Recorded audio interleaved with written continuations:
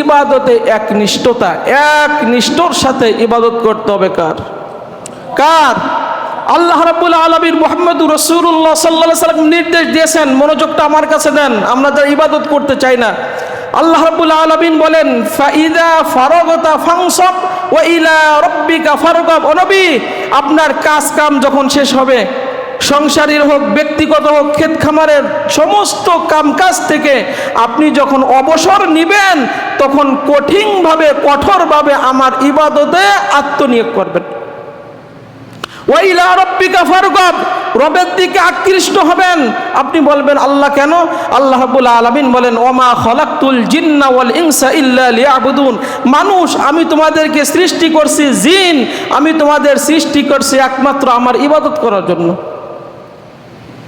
ক্ষেত খামার, সংসারাদি, এইগুলো একটা উপকরণ, এইগুলোই দুনিয়ায় বেঁচে থাকার জন্য, কিন্তু দুনিয়ায় পাঠাইছি একমাত্র আমার ইবাদত করার জন্য। অথচ আমরা আসল কাজ ভুলে, আমরা ইবাদত বাদ দিয়ে এই নকল কাজ নিয়ে আমরা ব্যস্ত। অথচ এই দুনিয়ার সব কিছু ছেড়ে খালি হাতে, শূন্য হাতে আমাদের ফিরতে হবে। উঁচু কণ্ঠে বলেন তো, কার কাছে? কার কাছে? এ বিশ্বাস কি আছে? আছে না? তো বিশ্বাস যদি থাকে, তাহলে আপনি ইবাদতে অমনোযোগী কেন? নামাজে অমনোযোগী কেন? আল্লাহর ইবাদত আপনি কেন করতে চান না? কোন ভরসায় আপনি বসে থাকেন? অথচ আল্লাহ আপনাকে দুনিয়ায়, আপনাকে পাঠাইছেন একমাত্র তার ইবাদত করার জন্য। আল্লাহ রাব্বুল আলামিন বলেন, বনি আদম, আমি তোমাদেরকে সৃষ্টি করছি আমার ইবাদত করার জন্য।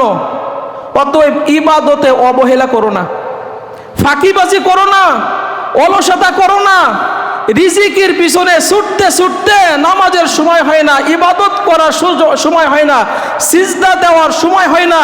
অথচ রিজিকের মালিক হচ্ছে আমি আল্লাহ। রিজিক তালাশ করো না, আমি আল্লাহকে তালাশ করো। আমি আল্লাহকে যদি পেয়ে যাও, দুনিয়া সব তুমি পেয়ে যাবা। আর আমি আল্লাহকে যদি তুমি না পাও, সমস্ত কল্যাণ থেকে তুমি বঞ্চিত হবা। রিজিকের মালিক আল্লাহ। আল্লাহ বলেন, আমাকে তালাশ করো, আমি রব্বুল আলামিন রিজিক তোমার সামনে উপস্থিত করে দেব। সুবহানাল্লাহ, সুবহানাল্লাহ। এই জন্য আল্লাহ রাব্বুল আলামিন বলেন যে, হে বনি আদম, তোমরা আমার ইবাদতে মনোযোগ দাও, আমাকে ভুলে যেও না। আমি যে উদ্দেশ্যে তোমাদের পাঠিয়েছি দুনিয়াতে, আমার ইবাদতে আত্মনিয়োগ করো, ইবাদতে মনোযোগী হও। আমি রব্বুল আলামিন তোমার অন্তরকে ঐশ্বর্যমণ্ডিত করে দেব, অভাব মুক্ত করে দেব, দারিদ্রতা দূর করে দেব, পেরেশানি দূর করে দেব, বিপদ আপদ বালা মুসিবত সব দূর করে দেব। আর আমার ইবাদতে যদি অবহেলা করো, তাহলে জীবনে তোমার দারিদ্রতা, অভাব অনাটন, বিপদ আপদ দূর হবে না। তোমার অন্তরকে আমি রব্বুল আলামিন পেরেশানিতে ভরপুর করে দেব, কর্মব্যস্ততায় তোমার দুই হাত ভরে দেব। আজকে আপনি দেখেন, যারা দুনিয়ামুখী, আল্লাহর ইবাদতে গাফেল, তাদের কর্মব্যস্ততা জীবনে শেষ হয় না, তাদের কাজ শেষ হয় না, তাদের বিপদ আপদ শেষ হয় না। হাদিস বলে, আল্লাহ তাআলা তার দুই চোখের সামনে বিপদ আপদ বালা মুসিবত, অশান্তি, অকল্যাণ, অমঙ্গল সব দুই চোখের সামনে ঝুলাই রাখে, যেদিকে তাকায় ওইগুলো দেখে। এই জন্য 1000 টাকা কামাই করলেও তার জীবনে সমস্যা শেষ নেই। বিল্ডিং এর মধ্যে থাকলেও, এসির মধ্যে থাকলেও তার প্রেশানির শেষ নাই, তার সমস্যার শেষ নাই। তাহলে বোঝা যাবে ওই ব্যক্তিটা ইবাদতে অমনোযোগী। এক ব্যক্তি এসে মুহাম্মদুর রাসূলুল্লাহ সাল্লাল্লাহু আলাইহি সাল্লামকে জিজ্ঞাসা করলেন, ইয়া রাসূলুল্লাহ, আমি সহজে আল্লাহর জান্নাতে যেতে চাই, এমন একটা আমল আমার বাতায়া দেন। নবীজি বলেন যে, শোনো, তুমি এক নিষ্ঠার সাথে আল্লাহর ইবাদত করো, আল্লাহর সাথে কাউকে শরীক করো না, নামাজ পড়ো, যাকাত দাও, আত্মীয়তার সম্পর্ক বজায় রাখো। মুহাম্মদুর রাসূলুল্লাহ সাল্লাল্লাহু আলাইহি সাল্লাম বলেন, এই কাজগুলো তুমি করো, তাহলে আল্লাহ রাব্বুল আলামিন তোমাকে জান্নাত দিয়ে দেবে। নবীজি হযরত মুয়াজকে ডাকলেন।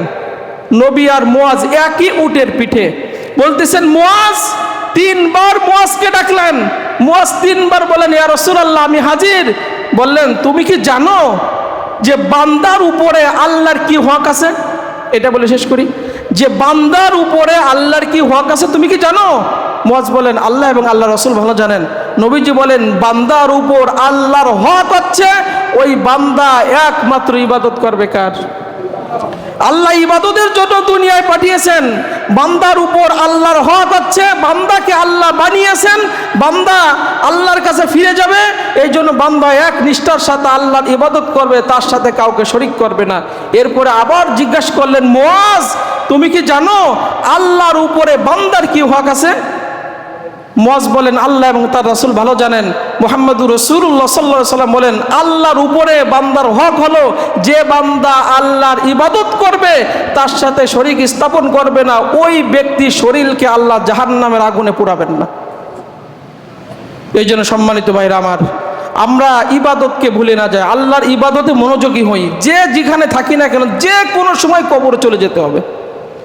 যা আপনি করতেছেন বাড়ি গাড়ি করার জন্য, ওই বাড়ি গাড়ি ফেলে রেখে যেতে হবে। সন্তানাদির জন্য যা করতেছেন, সন্তানাদি আপনার 4 আনা পয়সা উপকার আসবে না।